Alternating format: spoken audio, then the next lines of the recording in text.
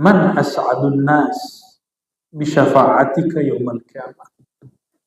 Siapakah orang yang paling berbahagia, paling senang, paling happy dengan syafaat engkau pada hari kiamat?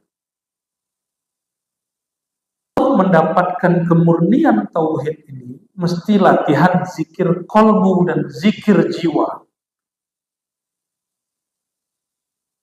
Zikir qalbu dan zikir jiwa.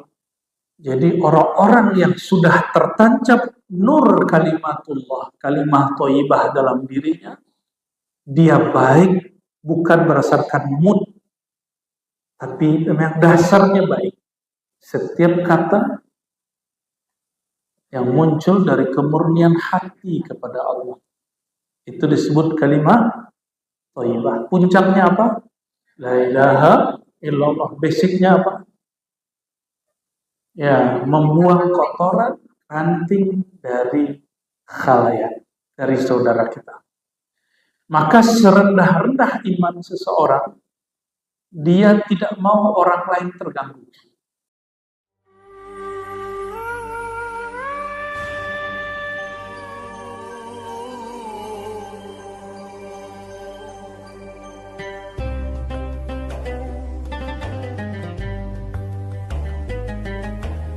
Pada pertemuan sebelumnya, saya membahas muqaddimah,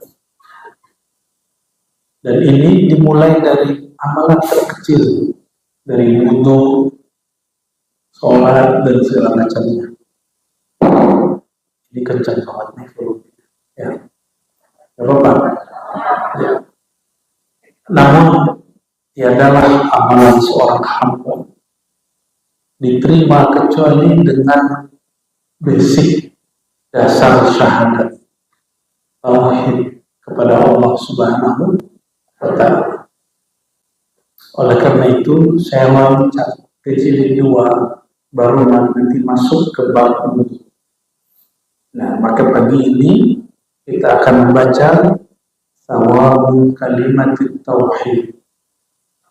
Sawabu kalimat tauhid, terjemahannya balasan atau nilai daripada kalimat tauhid.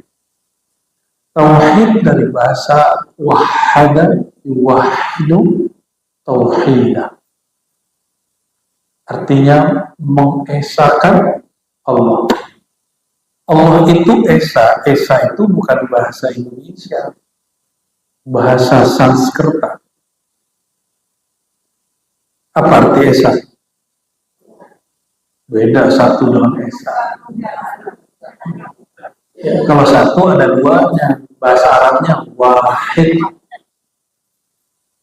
Satu, wahid. Kalau ahad, satu tapi tidak ada duanya. Nah, ada bahasa Sanskerta lainnya, bahasa kawinya, tunggal.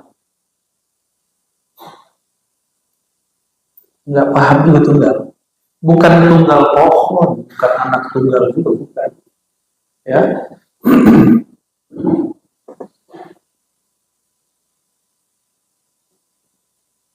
Dalilnya jelas, kul huwallahu ahad. Katakan, hai Muhammad, Allah itu ahad. Ahad esa. Jadilah Pancasila nomor 1, rukun pertama. Betul, sila pertama. Sila itu rukun bahasa Arabnya. Sila, rukun sama. Ketuhanan yang maha. Coba cari di dunia manapun, negara manapun, yang menjadikan surat Al-Ikhlas sebagai rukun falsafah ideologi negaranya. Tidak ada. Semoga ini pertanda negeri ini diberkahi. Mau gimana pun orang mau hancurkan negeri ini, maka Sang Ahad akan membantu Sang Ahmad, Sayyidina Muhammad sallallahu alaihi wasallam. Karena di sini banyak orang yang cinta kepada Sayyidina Muhammad sallallahu alaihi wasallam. Ya. Maka untuk menyelamatkan negeri ini, masyarakatnya mesti paham makna tauhid yang ada, yang ditulis dalam surah Al-Ikhlas, yang dijadikan inspirasi nilai dalam surat yang lain dan menjadi rukun pertama dalam Pancasila kita. Ya, ini bukan belajar PPKN, tapi saya hanya ingin kasih tahu Pancasila itu hadiah para aulia Allah untuk bangsa ini. Hadiah dari wali-wali Allah untuk negeri ini. Ya, kita doakan ya, yang bertugas mengamankan negeri, Allah kuatkan mereka. Ya, namanya ngurus negeri, jangankan rumah tangga sebesar Indonesia, rumah tangga bernama rumah, suami istri, pernah tengkar nggak? Bener ya? Betul? Lagi nyetir sempat cekcok nggak? Ini biasanya ibu-ibu pengen jadi sopir. Kiri mas. Masnya kanan. Laki-laki itu kalau udah nyetir jangan diganggu.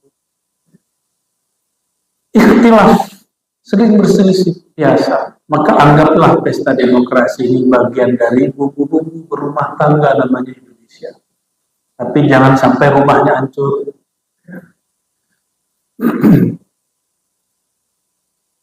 Jadi betapa jahilnya orang yang mengatakan Pancasila tauhid.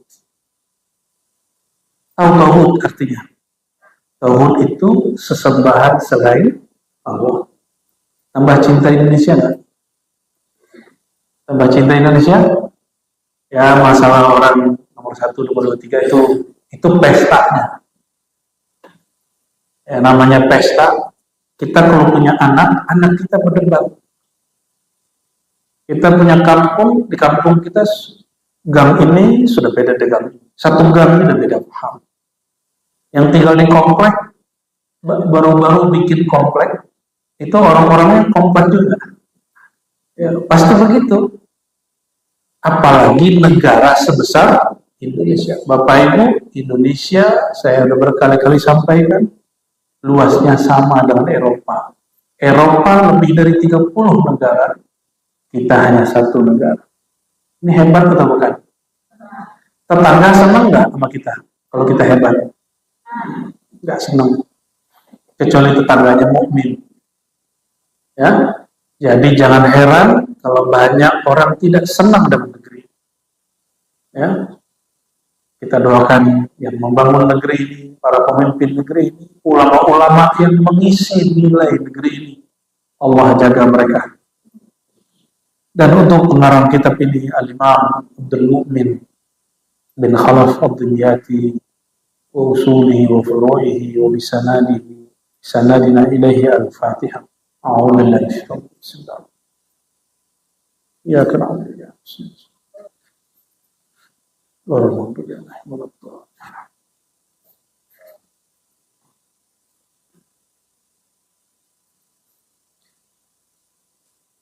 Qala Allah Ta'ala, Allah berfirman, jadi beliau membuka bab ini dengan surat Ibrahim ayat 24-25. Silakan dilihat nanti di rumah ditandainya. Surat Ibrahim ayat 24-25. A'udzu billahi minasyaitonir rajim. Daraballahu mathalan kalimatan thayyibah. Allah menjadikan kalimat yang thayyibah. Thayyibah bukan Bang Thayyib. Tapi nama Bang Thayyib diambil dari ayat ini. Bang Thayyib itu artinya abang yang isi dalam dirinya la ilaha illallah. Jadi thayyibah itu artinya apa? Kalimat la ilaha dan semua turunannya. La ilaha illallah, di bawahnya Muhammad Rasulullah, berarti di bawahnya subhanallah, alhamdulillah. Itu turunannya. Allah jadikan perumpamaan kalimat itu. Nah, jadi kalimat itu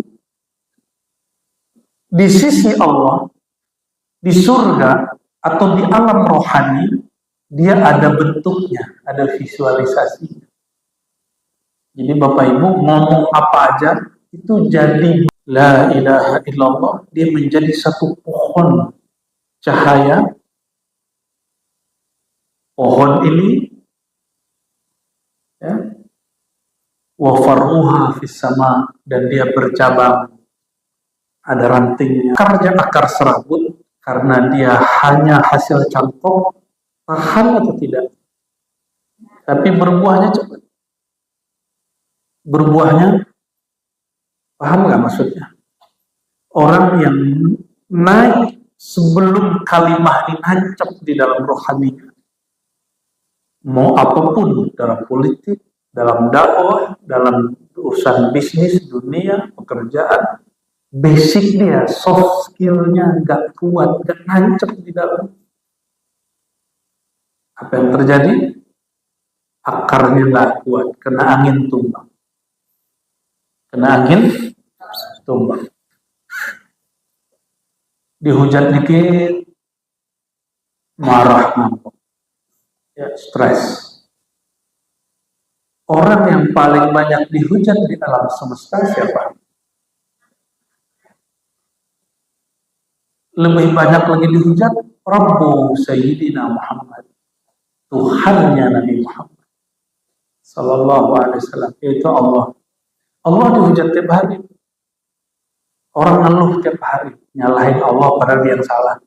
Dia banyak makan karbo, lalu sakit gula, Allah yang disalahin. Ya, suka makan gazebo, berminyak-minyak, gorengan, lalu jantungnya bermasalah, lalu yang disalahkan, oh kan saya sudah sholat, apa urusan sholat kamu dengan makan? Jadi Allah itu disalahkan tiap hari, dihujat tiap hari, maka orang-orang yang bersama Allah juga akan dihujat, disalahkan tiap hari. Maka banyak jamaah ngomong gini, saya dapat ijazah dari Ustadz, amalkan ini, nanti hidupmu sukses. Saya udah amalin, tapi gak ada apa-apanya. Baru ngamalin sehari 2 hari. Ya. Baru ngamalin sehari 2 hari. Mana ada orang bikin rumah sehari? Ya, ada nggak? Bikin batunya aja berhari-hari. Itu baru rumah zahir. Gimana rumah batin? Orang nggak sabar, ingin disebut punya rumah sebelum saatnya. Ya. Maka dibuat dari triplek, tapi nggak punya pondasi, dicat bagus-bagus, kena angin, kena hujan, selesai. Tapi indah sebentar. Nasib rumah yang diperbaiki oleh program TV itu kan begitu ya.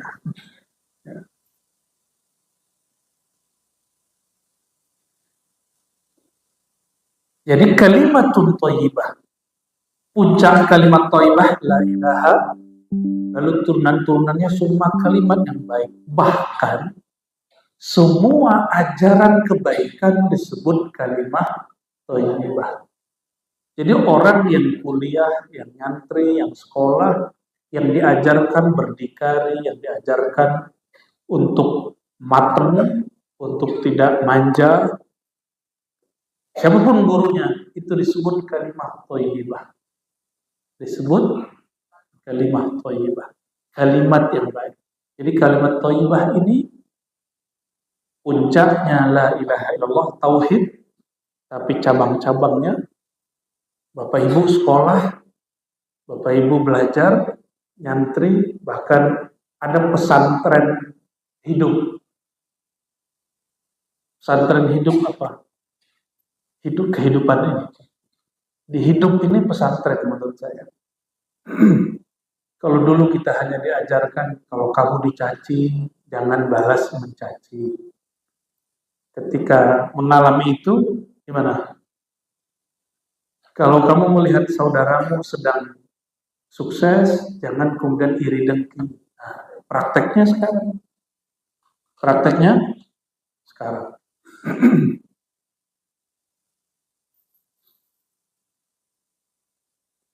Maka siapapun yang punya syarjarah thayyibah, seperti guru-guru, kiai-kiai, motivator, trainer,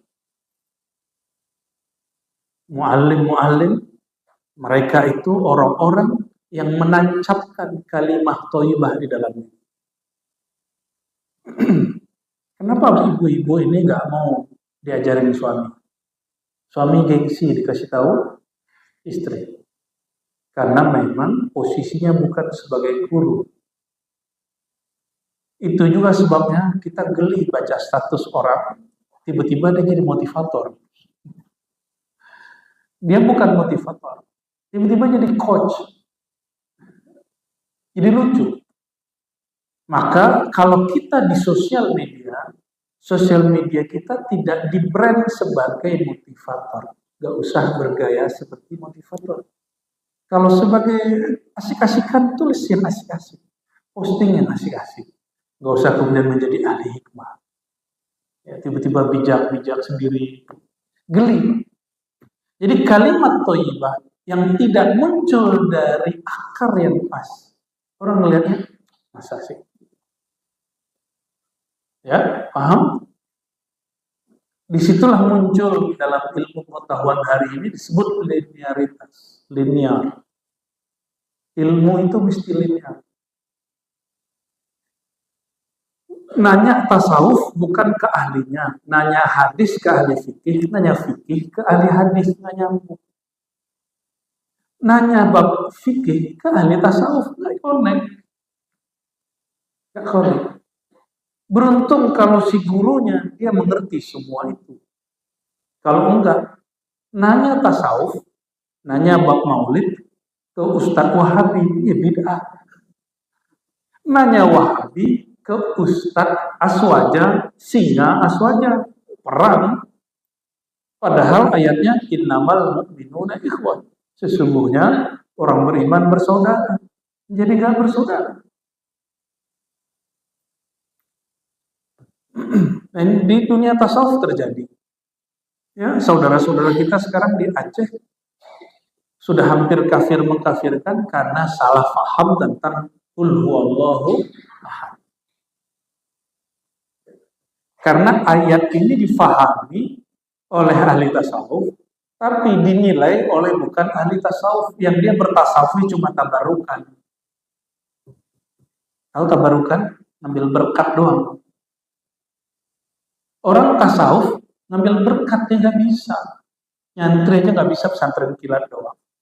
Jadi tabarukan itu mirip-mirip pesantren kilat, nggak bisa disebut salik sufi. Orang begini nggak bisa dijadikan rujukan untuk menyelesaikan suatu persoalan. Ya, jadi konflik sampai hari ini. Nah, Bapak Ibu, jadi apa yang disebut kalimah thayyibah? Ini definisi kalimah thayyibah.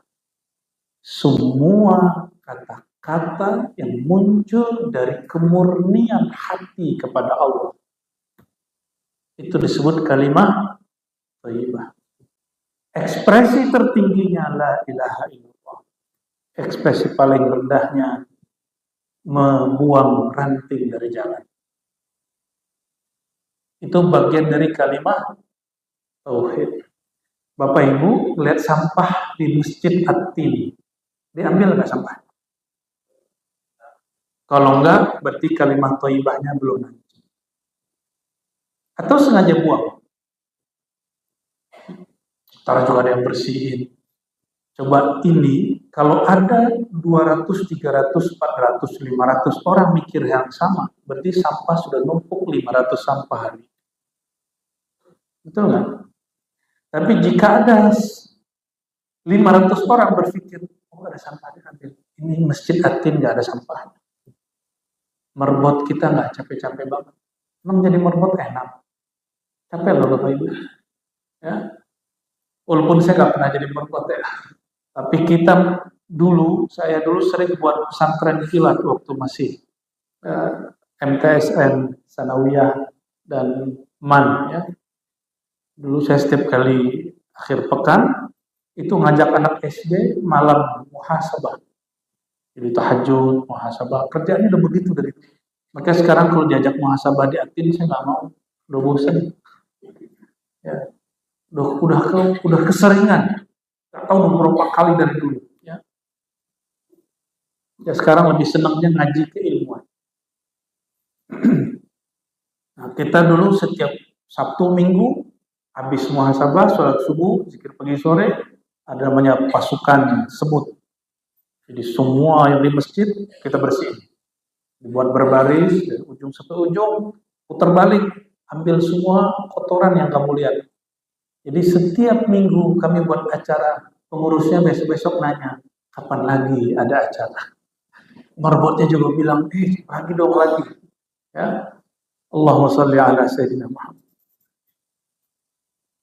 Jadi apa kalimat thayyibah?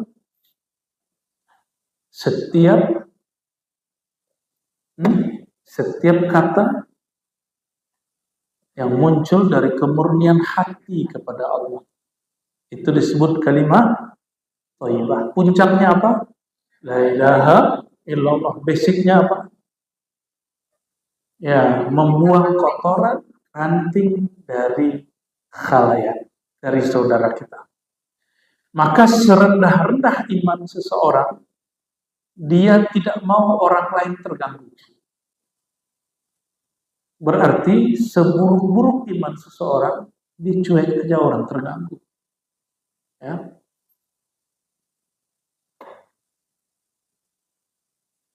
Tu'ti ukulaha kulla hinin bi'idni rabbiha. Kalimat yang murni itu Allah visualkan seperti pohon yang subur. Pohon yang subur ini berakar tunggang sehingga keperluan air, makanan, gizi si pohon itu cukup. Jadi nutrisi pohon itu cukup. Oleh karenanya dia berbuah kullahi di setiap masa. Inilah bedanya. Dulu orang sulit mikirkan, memang ada pohon berbuah sepanjang masa. Ada pohon tauhid, pohon kemurnian. Maka orang yang sudah bertauhid, kebaikan dia tidak berdasarkan mood. Dia bukan makhluk mudi. Dia baik kullahinin biizni rabbiha. Setiap saat, setiap detik dia baik. Tu'ti ukulaha. Maka berbuahlah kalimah itu setiap masa dengan izin Allah Subhanahu wa ta'ala. Maka orang-orang ini disebut dengan orang-orangnya Tuhan. Kalimat thayyibah tertinggi itu ada di Quran. Ahlul Quran disebut ahlullah wa khassatuh. Hadis sahih. Ahlul Quran hum ahlullah wa khassatuh. Ya. Ashabul Quran, orang yang cinta Quran, baca Quran, ngaji Quran, hafal Quran. Nah, yang enggak hafal Quran, coba angkat tangan yang enggak hafal Quran. Yang enggak hafal Quran angkat tangan. Ya. Masa kulhu enggak hafal? Kulhu kan Quran. Hafal tak? Kulhu. Lumayan. Ahli Quran disebut ahlullah, keluarga Allah. Saya sebut orang-orang Tuhan. Telinga kita nggak enak nih Ustadz nyebut kata Tuhan. Tuhan itu agama sebelah.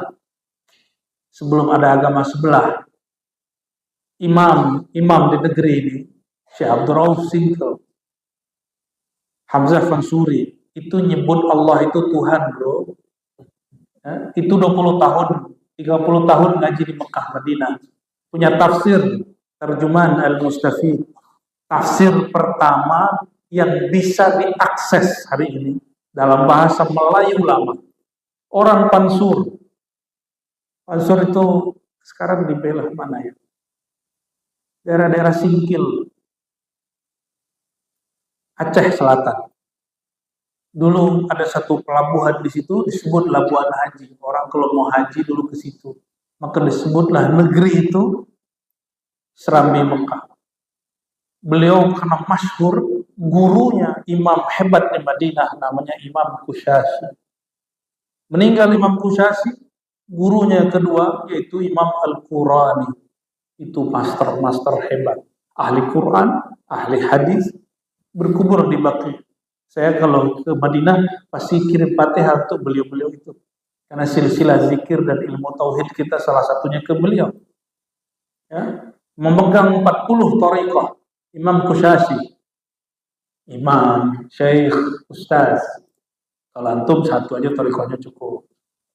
Kalau imam ini, Ustaz, Syekh, boleh lebih dari satu thariqah. Dia tahu metodologinya, dia tahu cara berthariqah, tidak mencampur adukan, karena talfiqul mazahib wa turuq makruh. Mencampur-campurkan tanpa ilmu makruh, bahkan terlarang. Tapi kalau tahu ilmunya enggak apa-apa. Ya. Nah, beliau menyebut kata Allah itu, Rabb itu Tuhan.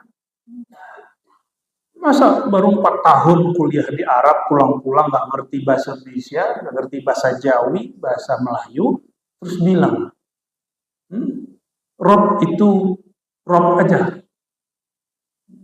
Nanti ibu-ibu kalau nyanyi, ya Robi ganti ya Robi, Mas Robi. Jadi nggak enak dengernya.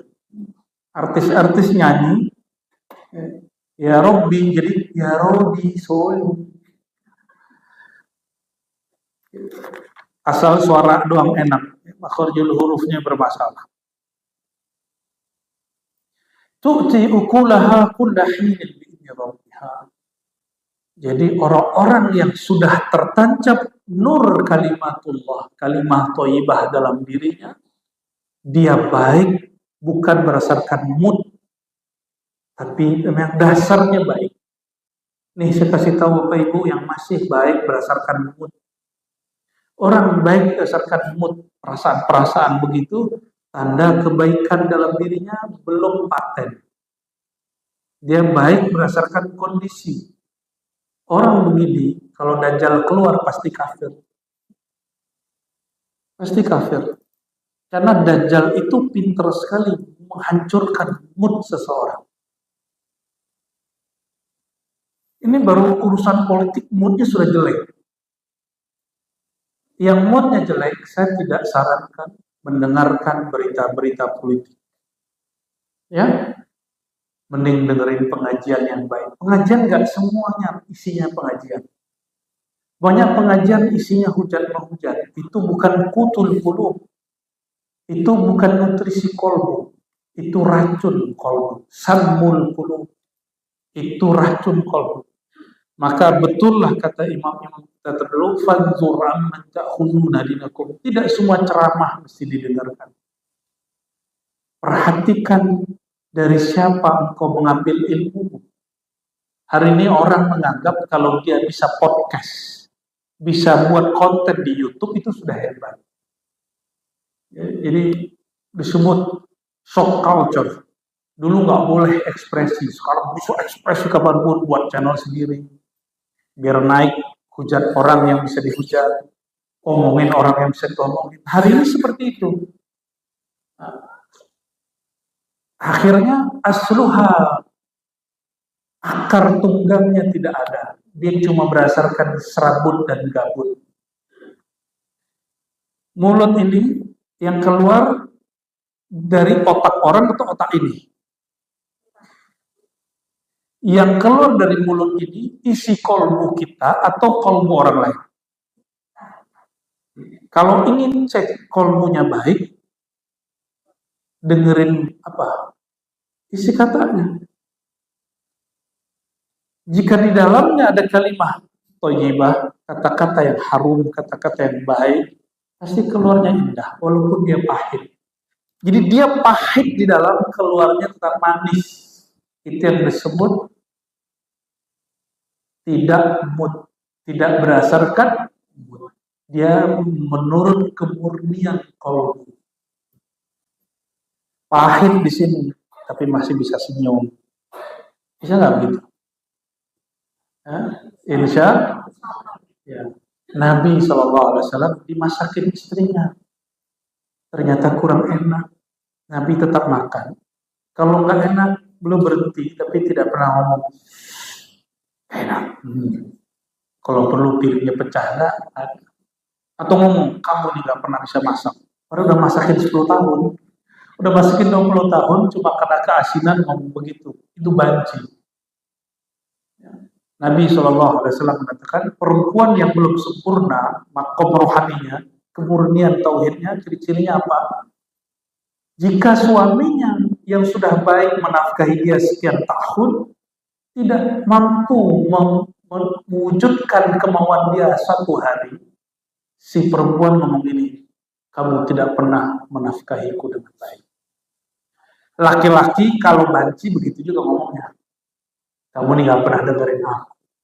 Padahal selama ini siapa juga yang dengerin dia. Jadi ada perempuan yang jiwanya belum matang, laki-laki yang mungkin kelaminnya salah barangkali. Ngomongnya begitu. Ya. Dan coba lihat orang-orang sekarang shock culture. Semua orang bisa ngomong di YouTube. Semua orang bisa bicara di TikTok. Dan banyak kalimat-kalimat seperti itu. Ya. Kayak orang gak pernah baik. Ada orang salah dikit, ya, dipersalahkan sebanyak-banyaknya, dia lupa kebaikan orang itu. Dan yang paling lucu, murid belajar kepada kiai. Lalu murid jadi jurinya kiai. Saya suka dengan ilmunya dia, kecuali bab ini. Oh, berarti dia lebih pintar dari guru. Tidak mengeluarkan kata-kata itu, berarti kalimat tauhidnya sudah nanti. Paham maksudnya? Ya, paham maksudnya? Ya. Kita doa kepada Allah, sudah minta ini, minta itu, belum dikasih. Dan tidak ada keluhan di hati. Itu kalimat tauhidnya sudah hancur.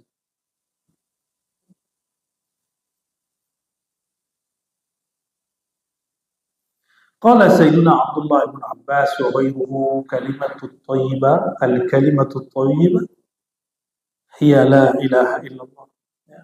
Kalimat thayyibah itu puncaknya membaca la ilaha, hakikat la ilaha illallah. Hadis pertama, ternyata baru satu ayat. Belum masuk ke hadis. Ini sudah jam berapa nih? 8. Jam 8 lewat 1 jam. An Sayyidina Abi Hurairah, dari Sayyidina Abu Hurairah radhiyallahu ta'ala anhu, qala, beliau berkata, qultu ya Rasulullah, aku bertanya, wahai baginda Rasulullah, man as'adun nas bi syafa'atika yaumil qiyamah. Siapakah orang yang paling berbahagia, paling senang, paling happy dengan syafaat engkau pada hari kiamat? Nama kita masuk nggak? Kita cek dulu ya. Ini kan nama yang dikasih orang tua. Kalau orang rajin sholawat, maka Rasulullah pun kasih dia nama. Minimal namanya pencinta sholawat. Ya, grup pencinta itu nama juga. Tapi di sini jawabannya agak panjang. Ya. Apa kata Nabi SAW? Laqad zonantu ya Abu Hurairah. Aku kira dan perkiraanku benar, wahai Abu Hurairah. Allah yas'alani an hadzal hadis. Pertanyaan ini tidak akan ditanyakan ahadun oleh seorang pun sampai engkau bertanya. Maka yang pertama kali nanya ini siapa? Jadi Abu Hurairah ini cerdasnya. Beliau bertanya tidak hanya tentang pahala la ilaha illallah, tapi target beliau satu. Orang yang paling diperhatikan Nabi nanti di akhirat siapa? Lamma ra'aitu min hirsika 'alal hadis. Dan aku melihat engkau memang suka kepada hadis. Abu Hurairah ini Bapak Ibu dibenci di kalangan Syiah Rafidhah dan di kalangan Islam liberal. Dan di kalangan beberapa ustadz-ustadz yang terpengaruh yang dari kampungnya Pak Mehmet, bukan Indramayu baru meninggal, Buya Syakur sempat terjebak itu. Beliau sempat membicarakan hal yang negatif tentang Abu Hurairah. Ya, kita berbaik sangka semoga beliau itu murni intelektual, bukan sebagai suatu hal yang sifatnya spiritual. Dan kita doakan almarhum Allah ampuni zallat tergelincirnya kalam-kalam beliau. Karena manfaat kalam-kalam beliau lebih banyak daripada kata-kata yang negatif itu. Ya, dan saya tidak sepakat dengan orang mengatakan beliau ini murtad. Yang mengatakan beliau ini murtad itu salah paham. Kurang mengerti tentang kalamnya beliau apa. Nggak mengerti maksudnya. Beliau itu nggak pernah bilang Islam tidak sempurna. Islamnya Rasulullah sempurna. Islamnya ente nggak sempurna. Al-yawma akmaltu lakum dinakum, pada hari ini aku sempurnakan Islam sebagai agama. Agama engkau, wahai Muhammad. Kita berislam kan belum sempurna. Maksud beliau begitu, cuma digiring. Islam belum sempurna. Lalu ada ustadz-ustadz yang juga ustadz ini yang menyesat-nyesatkan ulama-ulama kita di Sumatera, di Jawa. Ini juga yang dijadikan rujukan ya, untuk mengkafirkan kiai kita. Nauzubillah min. Jadi saya mulai khawatir Bapak Ibu, nanti perangnya tidak hanya Aswaja lawan Wahabi. Ini kekhawatiran saya.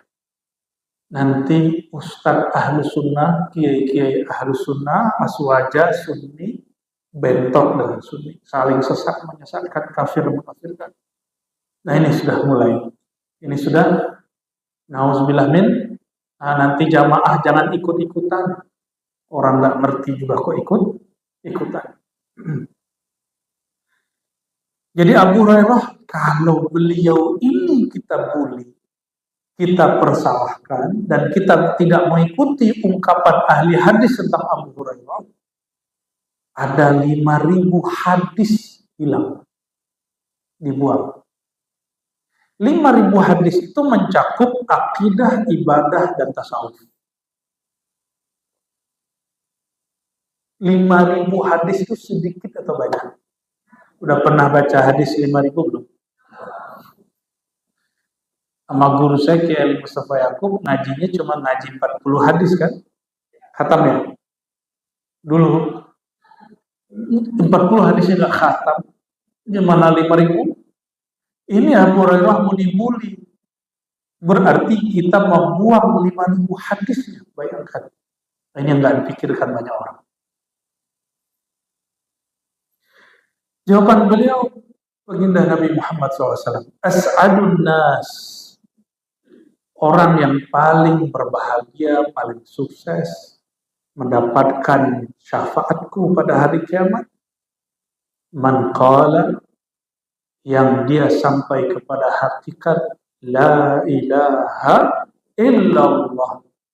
Kenapa saya terjemahkan man qala la ilaha illallah, sampai kepada hakikat la ilaha illallah? Karena di ujung hadisnya ada kalimat min qalbihi au nafsihi. Dia mengatakan la ilaha illallah bukan dari lisannya, tapi dari dalam.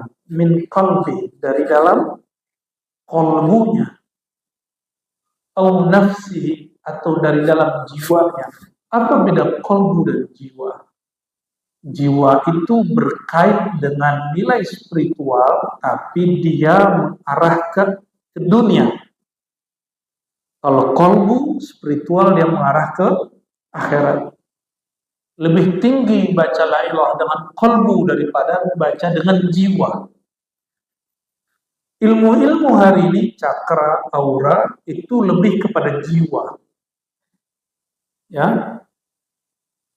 Jadi misalnya diam lalu melihat ada pancaran warna, itu warna cakra, warna aura. Atau ada yang nyebut prana, atau apalah itu istilah-istilah mereka. Ya. Kalau dalam tarekat disebut titik latifah, lalu mempunyai warna. Itu warna dari jiwa, bukan warna dari qalbu. Jadi betul, masing-masing kita ini ada warna. Dan itu ada ayatnya. Surat Ar-Rum, mulai dari ayat 21 sampai 20 berapa itu? 27, 28, 29, dan Allah menyebutkan tentang salah satu tanda kebesaran Allah, warna-warna beragam. Tidak hanya warna kulit, tapi juga warna jiwa. Warna jiwa, ya. Terlepas dari jiwanya atau kolbunya, yang paling penting dia mempunyai hakikat la ilaha illallah. Apa makna la ilaha? Ilah, apa arti ilah? Tuhan yang disembah. Apa bedanya ilah dengan Rabb?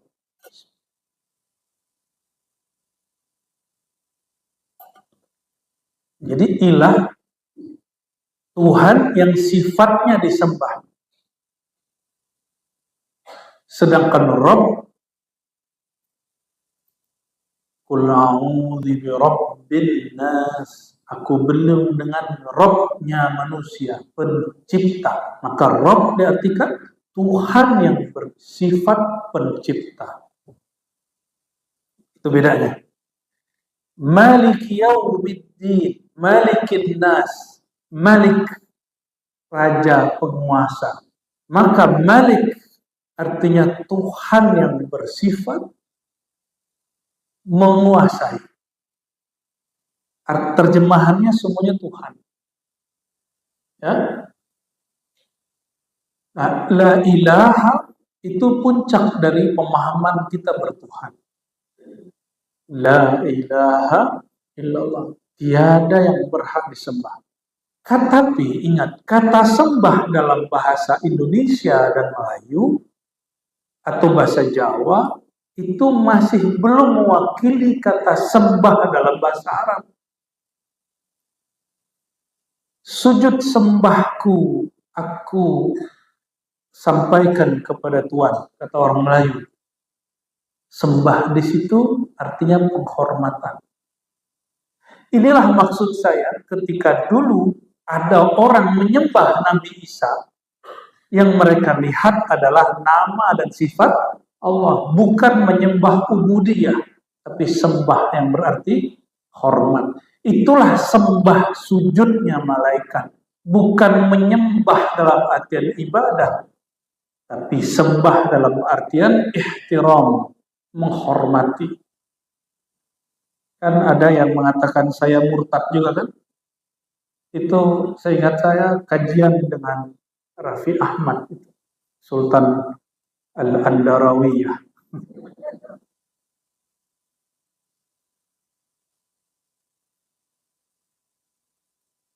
Jadi kata sembah, saya, mohon maaf ini bukan sukuisme, saya orang Minangkabau, orang Padang. Orang Padang tuh nggak mau disebut Padang, Bapak Ibu. Orang Padang maunya disebut orang Minangkabau. Ya. Tapi karena masakan Padang sudah viral, ya, begitulah. Ya.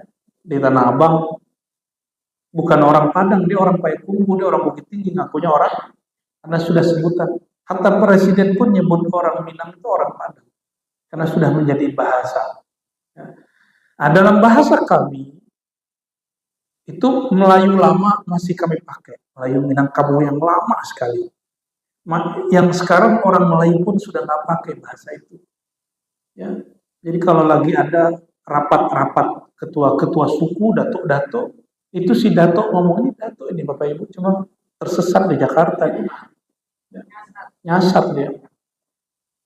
Ngomong gitu, sembah kami, gimana? Nah, gitu ya. Sembah kami sampaikan kepada Tuhan. Gitu. Sembah. Malaikat sujud kepada Nabi Adam itu menyembah atau menghormati. Menyembah ibadah atau menyembah menghormati. Ya. Tari persembahan, apakah itu tari ibadah? Paham? Jadi jangan gampang memurtad-murtadkan orang, nggak ngerti nanya. Nggak ngerti nanya.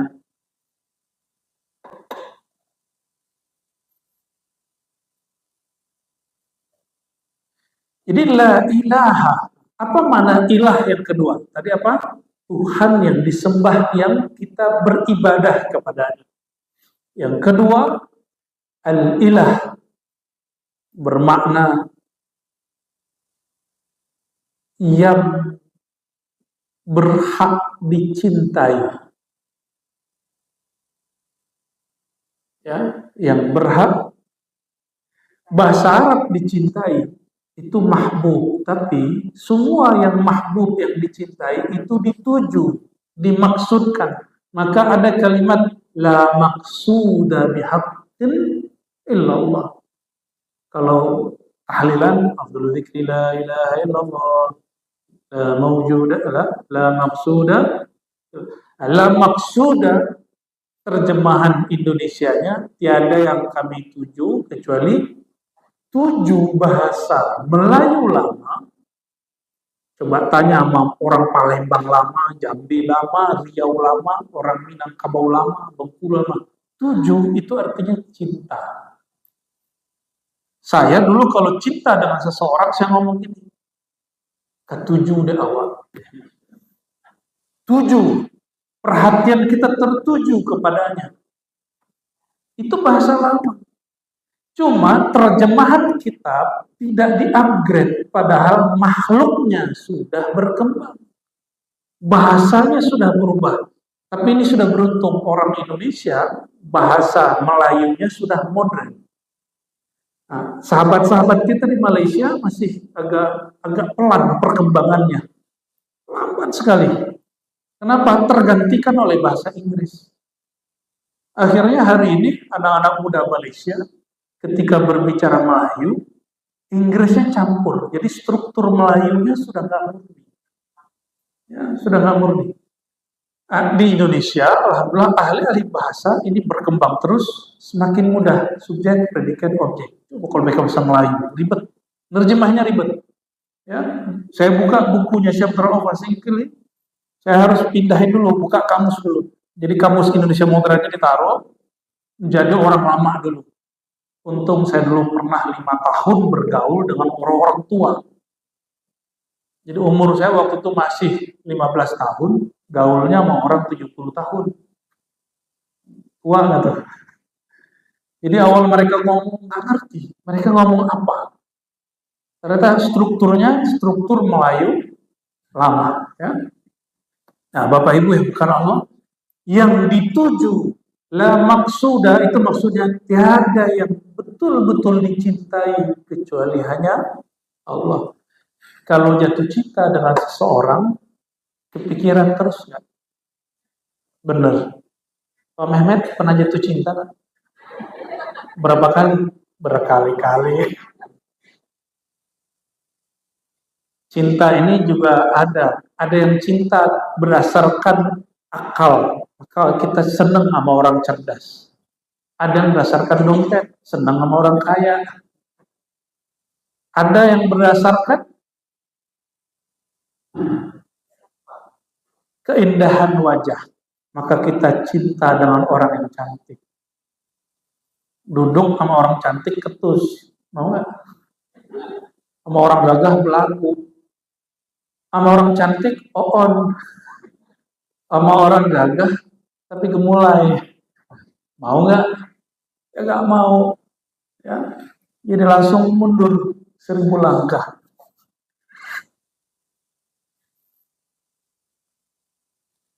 Jadi kita ini sebenarnya tidak mencintai orang kecuali dengan nilai spiritual.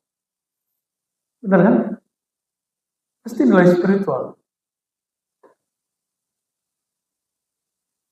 Maka la ilaha, tiada yang aku benar cintai dari lubuk dalam hatiku. Gitu maksudnya.